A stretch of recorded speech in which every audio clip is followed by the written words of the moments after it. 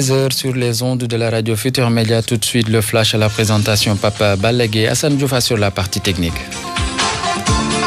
L'Association nationale des imams et oulémas du Sénégal sursoit les prières du vendredi, une décision qui fait suite aux décisions prises par le président de la République Macky Sall dans le cadre de la stratégie de prévention et de lutte contre la propagation du Covid-19.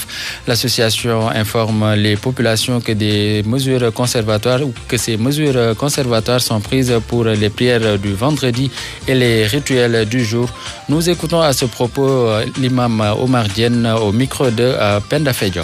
Après une large concertation, informe aux populations musulmanes que les regroupements de foule sont interdits à toute occasion pour mieux gérer cette pandémie. Des mesures conservatoires ont été prises pour les prières du vendredi, donc les mosquées seront fermées. Les prières et rituels du jour, les 5 prières aussi, nous demandons aux imams et aux populations de le faire à domicile jusqu'à nouvel ordre. Cette décision rentre en vigueur à partir d'aujourd'hui. Donc les prières du vendredi, très prochainement de cette semaine, n'auront pas lieu dans les grandes mosquées pour éviter les regroupements de foule. Parce que c'est une contagion rapide qui se transmet. Ce virus se transmet très rapidement entre personnes. Donc pour mieux gérer cette situation, nous avons demandé aux populations de rester chez eux et de faire leur rituel ou leur prière dans leur domicile respectivement. Ils auront à valeur égale comme s'ils le faisaient à la mosquée. C'est une pandémie, c'est une mesure qui est arrivée à temps et pour éviter cette propagation de cette maladie, nous avons demandé aux populations et aux imams de le faire à domicile pour mieux gérer cette situation.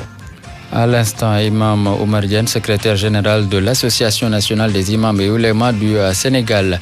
Les résultats des tests sur l'état de santé du malade du coronavirus passés par le centre de santé Roi Baudouin de Guédiawaye sont attendus entre aujourd'hui et demain. Selon les informations recueillies auprès du ministère de la Santé, ce patient français se porte bien et le délai qui avait été annoncé par le ministre de la Santé pour la guérison de cet homme qui a eu à contaminé à son épouse. C'est ce soir à 23h59 que l'arrêt des vols commerciaux en provenance et à destination de la France, d'Italie, de l'Espagne, du Portugal, de l'Algérie et de la Tunisie, entre autres, entre en vigueur à l'aéroport international Blaise Diagne. Une décision du Sénégal pour éviter la propagation du Covid-19, notamment les cas importés par voie aérienne et la conséquence, les réservations tarissent au niveau des agences de voyage.